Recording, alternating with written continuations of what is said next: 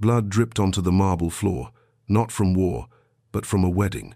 When Rome crowned its emperor a groom, the bride was still very much a man, the groom Nero, the bride Sporus, a young slave boy, castrated by imperial order, his screams silenced by command, his childhood butchered for a crown of lies. Before a crowd of nobles, veiled in gold and horror, Nero paraded the youth like a trophy, dressed in Empress Sabina's robes, the same Sabina who had once been his wife until Nero kicked her to death during pregnancy. It wasn't grief that haunted him, it was obsession. Guilt grew wings, then fangs. He found Sabina's shadow in a teenage boy's face, and decided to make him her again. What kind of emperor confuses bloodlust with love? What kind of empire holds its breath and watches? Rome did, and no one dared to stop it. The wedding night was still to come. He called it a union. History trembles to remember it. Under the flicker of torchlight, Nero led Sporus through the imperial palace. Flowers perfumed the air, masking the stench of violence. Whispering ministers turned their eyes, pretending not to see, but the echoes couldn't lie. A dagger disguised as desire, a marriage drowned in mourning. Sporus, barely 15, walked like a ghost in stolen shoes, wrapped in the remnants of a murdered woman's silk. Each step was a funeral march. Nero pressed lips to Sporus's brow and declared their love eternal. But love doesn't grow in a grave. Was it mourning or madness? Was it love or necromancy? Behind velvet curtains, the emperor begged a dead woman to answer a boy's silence, her reply. Even now, centuries later, the palaces whisper, she never came back. But Nero never stopped looking through the eyes of a boy he had destroyed to keep a memory alive. Rome became Nero's theater, and Sporus his living prop. The empire watched as the emperor dragged his grotesque fantasy across provinces, flaunting his empress at games, banquets and parades. Sporus was no longer a person, but a haunting resemblance, an echo chained to delusion. Crowds gawked as Nero forced the boy onto public stages, kissed him before soldiers, clutched his trembling hand during ceremonies meant for conquest, not grief. They called it spectacle. In truth, it was a circus of sorrow. Every smile on Nero's lips was a mask, the twisted grin of a man who had murdered and missed the echo of it. He dressed Sporus in golden veils, gifted him Sabina's emeralds, and whispered to him in the dark as if she were still breathing. Could madness rewrite history? Could ritual become resurrection? Rome cheered, but behind its applause was the gasp of a civilization witnessing a slow-motion collapse into madness. But collapse does not roar, it crumbles, bit by bit, whisper by whisper. When fire set Rome ablaze, Nero played his lyre, claiming inspiration as people choked on smoke and ash. Through the soot, Sporus still stood beside him, draped in illusion, a survivor not by choice but by decree. Some called it loyalty, others living death. As rebellion mounted, and Nero's empire scorched itself from within, his dreams began to rot. Factions circled like vultures, and whispers of betrayal echoed louder than thunder. Nero fled, spiraling toward paranoia, clutching what remained of his fantasy. Even then, he wouldn't let Sporus go. In those final hours, hunted and broken, the emperor turned to the boy and reportedly begged him to die with him, a mockery of love's last vow. Sporus refused. Nero died with no crown, no heir, only delusions. And Sporus? He survived. But survival doesn't always mean escape, not from history, not from horror, not from being loved like a ghost. Years passed, yet the shadow of Nero's madness clung to Sporus like unwashed blood. No longer a bride, he became a relic of imperial shame, passed from one powerful man to another, first Nymphidius Sabinus, then the cruel Otho, each exploiting the tragedy wrapped in silk. They called it favor. It was captivity painted as privilege. No voice, no choice. Just performances, shadows, and orders. The court whispered his name with the reverence of a relic and the pity of prophecy. Sporus, the boy who became a grave, a crown, a memory. When suicide finally kissed his lips years later, there was no mourning, only silence. No legacy, only questions. Who mourns the puppet when the puppeteer collapses? Who writes the story of a love that was never love, a life carved into sacrifice? Only Rome. And Rome, by then, had learned something cruel, that an empire doesn't die in fire. It dies in pretending that candles are stars. Even now, in the ruins of palaces and the ink of forgotten scrolls, Sporus haunts the margins of Rome's glory. His is the story whispered between the colonnades, where broken statues watch with hollow eyes. Not a tyrant, not a hero, a wound with a name. History tries to forget him, but it cannot, because to remember Nero without remembering Sporus is to erase the price of power. It is to erase the cost of obsession disguised as love, and the horror stitched into ceremonial gold. No monument was ever carved for Sporus, but his absence, his silence, is carved into every page of imperial memory. Walk through the Forum today, and the stones themselves seem to ache, not for emperors, but for those crushed beneath their myths. His life was not a tragedy, it was a warning, a tale too grotesque to repeat and too human to ignore, a ghost Rome will never bury. This is not just a story about cruelty, it is a mirror held up to empire, to power, to obsession that wears the mask of mourning. Sporus was not lost to history, he was imprisoned by it, a boy who walked through the fire of emperors only to burn quietly for centuries in silence. His legacy is not in bronze or marble, but in the questions he forces us to ask. What becomes of the innocent entangled in the madness of kings? What is love when it tastes like ash, when it sounds like silence, when it leaves no grave to mark its theft? Nero is remembered in infamy, but Sporus is remembered in ache, in the quiet moments between facts, in the breath history forgets to take. And that silence is a scream that echoes still, not from palaces, but from the part of us that dares to remember who really died the night Nero vowed forever. And still, the question festers, what drives a ruler to pull the living into the tomb of the dead? Was it grief sharpened into cruelty, or power so absolute it blurred the line between longing and desecration? Nero was not the first tyrant to defile love, nor the last. But in taking Sporus, shaping flesh into memory, forcing a child to wear the face of a corpse, he carved a new horror into the soul of Rome.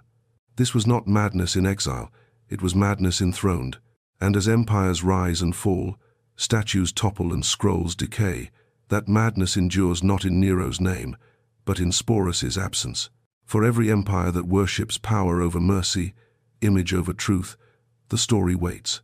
A boy silenced, a wedding drenched in mourning, an empire that looked and did nothing.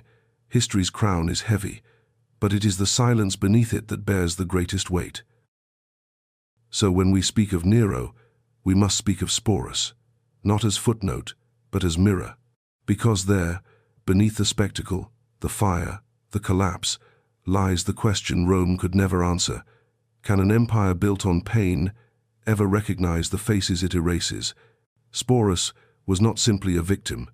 He was a monument no marble could hold, not carved, but broken, not honored, but endured. His name endures not in triumph, but in tremor.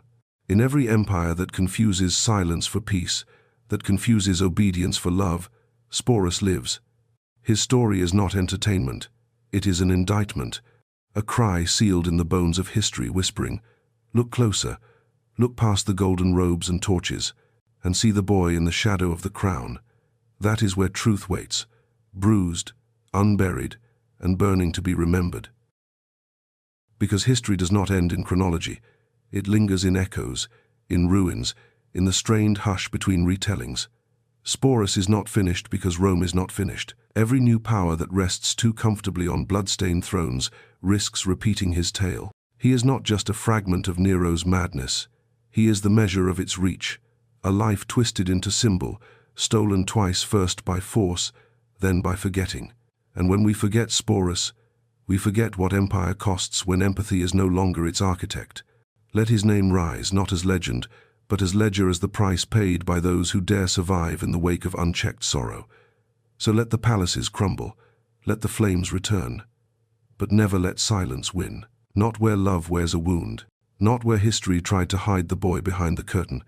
His story ends not in death, but in the hands of those who choose to remember. Because when truth is banished to the margins, it becomes more dangerous than any tyrant. Sporus was never just one boy. He was many, all the silenced, all the used, all the voices cut short by crowns and cloaks. In Nero's Rome, he was devoured by a man who mistook cruelty for love. In ours, he stands as a reflection of the faces history forgets to name, the pain it edits out. His story does not unravel with drama, but with the quiet horror of a life unchosen. And that, perhaps, is Rome's darkest legacy, not what it remembered, but what it decided to forget. So let the dust settle on Nero's throne, let his name rot in marble, but never let Sporus vanish again. Let the past ache, let it breathe, let it remind us that in the empire of memory, even the smallest voice, if truly heard, can echo louder than any emperor's parade. So, when shadows stretch long over broken stone and fading legends, we must ask what haunts more: the cruelty of kings or the silence of those who watched. Sporus did not need a crown to shape history. He needed only to endure, and in that endurance, in that breathless survival through unspeakable cruelty, he becomes something more profound than victim or symbol. He becomes the reckoning, the cost paid in innocence for every empire's indulgence in fantasy and power without mercy. No story can unmake what was done, but to tell it, to remember it without glamour or distortion, is to strip the myth bare. To hold the gaze of history steady, this is not a cautionary tale, it is testimony to a life extinguished, yet unforgotten, to pain made visible, to silence made voice. And as long as empires stand on the bones of the unseen, Sporus will haunt the throne not as a shadow, but as truth. In the end, Sporus does not speak, but the silence around him screams. Through time's passage and power's decay, his presence weighs heavier than Nero's golden palaces ever did. Because his was not a life recorded in glory, but a life inhabited by grief, preserved not in triumph but in trauma. Every empire since has buried its Sporus, the too young, the voiceless, those molded into myths to decorate the madness of kings. Yet still, he rises, in questions whispered by ruins, in tales told not as legend, but as warning. This story is not about emperors, nor cruelty made distant by centuries. It's about the boy behind the veil, a name carved into sorrow, held aloft not by historians, but by the conscience of a world that must choose again and again whether to remember the forgotten. So the story ends where it began, not in ceremony, but in ache. And the crown, it lies shattered beside a boy who should have never worn it. And so, the harrowing union between Nero and Sporus becomes more than history, it becomes prophecy. A prophecy not of gods but of grief, not told in triumph, but in tremors that shake through every corridor of unchecked power. Sporus was never meant to wear an empress's veil. He was meant to live, to laugh, to choose, but the empire chose for him. So when we stare into the heart of Rome's splendor, we must not be blinded by marble and triumphal arches. We must see the cost woven into gold, the cries behind the pageantry, the child behind the veil. Sporus's story began with a crown and ended with a silence that roars through centuries. And as long as power demands fantasy over truth, as long as love is twisted into prisons, the boy in the shadows will remain watching, waiting, reminding. The empire may have buried him without a monument, but in remembering we build one far greater, truth that refuses to bow. So let us remember not to glorify, but to guard. Let Sporus not fade into a footnote beside Nero's twisted legend, but rise as the haunting measure of what history risks when it turns cruelty into ceremony and pain into pageant. His was not a moment, it was a mirror, a warning torn from silk and silence. What we choose to forget, we are doomed to repeat. And when power once again stands draped in illusion, when truth is turned away at the gates of gold, may the shadow of that boy return not as victim, not as symbol, but as reckoning, because the stories we remember shape who we become. And if we dare to remember Sporus, then perhaps the future will remember differently, not in silence, but in justice, not in veils, but in voice. And that voice, even if stolen once, still waits to be heard, in the ruins, in the echoes, in us. Because in the end, history is not written by emperors alone. It is written in the echoes of those silenced, in the footprints of the forgotten, in the unanswered questions that refuse to be buried. Sporus never ruled, never conquered, never sought a throne. Yet his story endures, more piercing than Nero's decrees, more enduring than Rome's broken columns. He was not power, he was what power broke. And in that breaking we see ourselves, a boy robbed of future, turned into fiction, now returned to truth. This is not just a story to be told, it is a memory to be guarded. To name Sporus is to name all those history tried to erase, and in doing so, we reclaim not just a life, but a lesson, a flicker of justice, centuries delayed, but not denied. Let that be his legacy. Let that be our vow. That silence, once weaponized, will now become remembrance. Let us end not with horror, but with remembering. Not Nero's madness or Rome's decadence, but the quiet resilience of a name that refused to vanish. Sporus, the boy no empire could redeem, but whose suffering outlived its marbled might. Let him not be a shadow, but a light cast backwards through time, slicing through myth's illusion. His story is not complete, cannot be complete, because every time power stands unmoved by pain, every time cruelty hides behind ritual, Sporus lives again. We tell his story not to reopen wounds, but to keep them from being forgotten, not to sentence history, but to prevent its repetition. And if there is justice to be found in memory, then let it begin here, in the echo of a name whispered beneath Rome's crumbling walls. Let Sporus be the shadow that empires cannot outrun, the mirror they must face, the voice they could not silence, and the truth they were never strong enough to confess. So in the ashes of greatness and the silence of spectacle, one truth lingers, etched not in stone but in sorrow. Sporus was never supposed to be remembered, not by name, not by story. His pain was meant to be buried beneath the weight of empire, sealed behind veils and vows that never spoke his will. But he endures. In every retelling that dares to look past emperors and into the eyes of those they silenced, in every dark corner where power dressed cruelty in gold and called it love, his voice, though stolen, returns each time we refuse to forget. And that is the gift history failed to give him: recognition, humanity, truth. Let us grant him that now, with eyes wide open and hearts unwilling to turn away. For Sporus was not a spectacle, not a bride, not an echo. He was a boy, and his story, long silenced, is now remembered, fully, finally, forever. And so, where Nero's reign collapsed in chaos and fire, Sporus's story endures in the quiet, the wound Rome could never heal, not carved into stone, but etched into the conscience of those willing to see past the glint of imperial delusion. His life, desecrated, silenced, deformed by power, remains a testimony not to greatness, but to its corrosion. In every empire that mistakes dominance for love, spectacle for sorrow, Sporus rises again, not to be pitied, but to be heard. A spectre not of vengeance, but of unflinching memory. For history does not end in monuments. It lives in remembrance. It breathes in empathy. And if the world still dares to sing of emperors, let it first listen to the hush between their lies. Let it listen for Sporus. Because the measure of a civilization is not whom it crowns, but whom it dares to remember after the torches go dark. And Sporus, at last, will not be forgotten. So this is where history leads us, not to applause, not to closure, but to a broken veil caught in the wind. Sporus was never meant to be a legend. He was meant to be free. Yet instead, he stands as proof that the horrors hidden in pageantry do not fade, they echo. His life is not an ornament of Rome's grandeur, but the marrow of its buried guilt.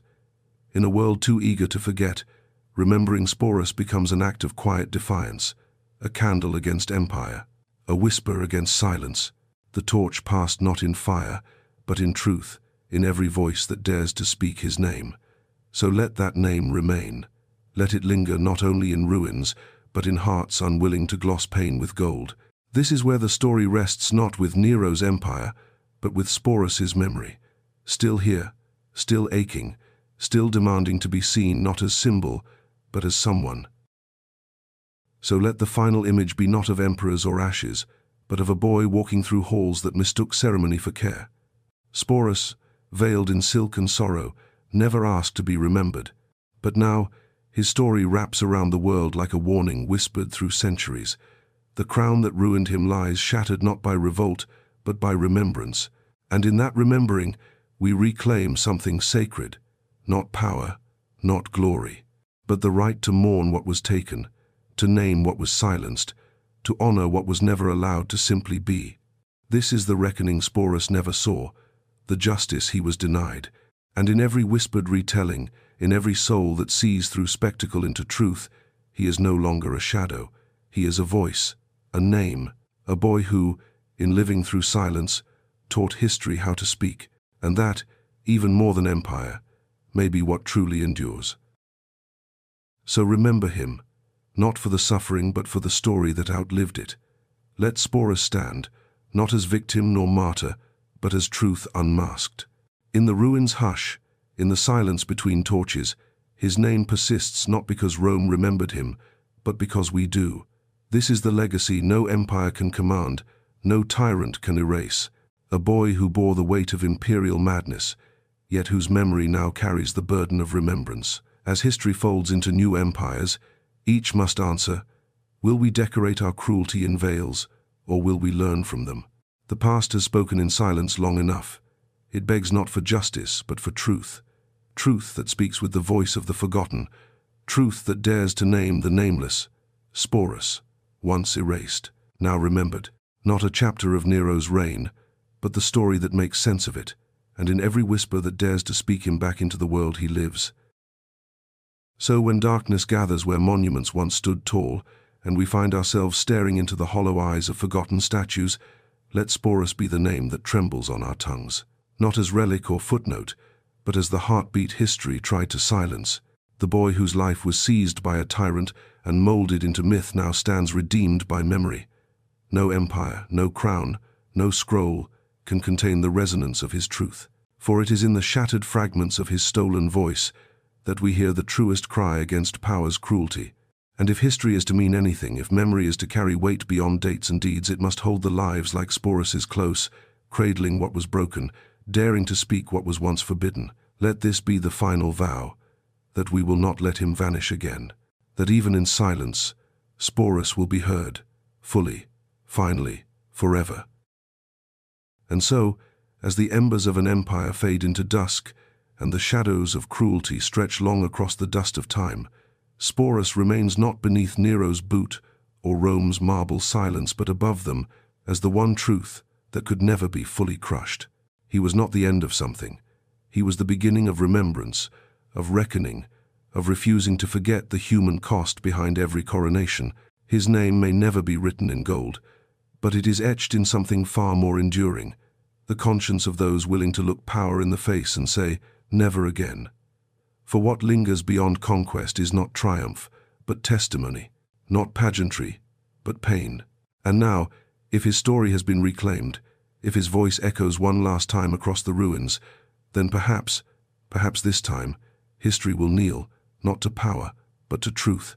Sporus, remembered, respected, unburied, at last.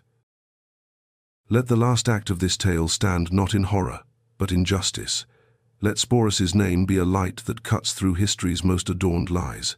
He was never meant to survive in memory, only to disappear beneath crimson robes and the decay of unspoken grief. Yet here he stands, not in Nero's gaze, but in ours. A boy, once silenced, now speaking through remembrance. This is the gift we offer him, not pity, not spectacle, but truth. His life was not an ornament, not an anecdote, not a footnote. It was a mirror Rome dared not look into, until now. So let the stones speak, let the silence we broke become the legacy he was denied. Let Sporus live not as myth, but as message, because when we choose to remember him, we do more than reclaim his story, we reclaim our own humanity, and in that act, his final silence becomes history's loudest, most enduring cry. So now, as we leave behind the echoing corridors of Nero's madness, and step into the stillness where Sporus once stood unseen, let this be the final truth we carry. History is not only written by the victors, but by those who survive with broken voices and unbearable truths. Sporus was not born to be remembered this way, but in remembering him fully, we resist the silence that once drowned him. His life, taken and twisted by power, now returns as testimony, not a tragedy for our amusement, but a lesson for our compassion. The empire that crowned its cruelty in gold has long turned to dust, but Sporus endures. In every story that dares to name the forgotten, in every heart that refuses to turn away from pain hidden behind pageantry, this is where it ends, not with Nero's flame, but with Sporus's light, fragile, fierce, and finally, free. So let it end not in silence, but in reverence. Let the story of Sporus be the torch passed from ruin to remembrance, a beacon cast not toward the grandeur of emperors, but to the quiet endurance of those history tried to erase. We do not speak his name to reopen wounds, but to honor, to mend, to make clear the cost etched into every marble hall and laurel crown. Sporus was not a cautionary tale, nor a symbol born of tragedy. He was a child robbed of choice, whose stolen voice now speaks for generations of the unseen. And if his memory lingers long after Nero's flames have gone cold, then perhaps somewhere in the fragile echo of truth we have found something lasting, not empire, but empathy, not power, but perspective. And if that voice continues to ring, it is because we have chosen to listen. Sporus, remembered. Sporus, restored. This is the final act, and the first vow of never forgetting. And now, let the curtain fall not on tragedy, but on truth reclaimed.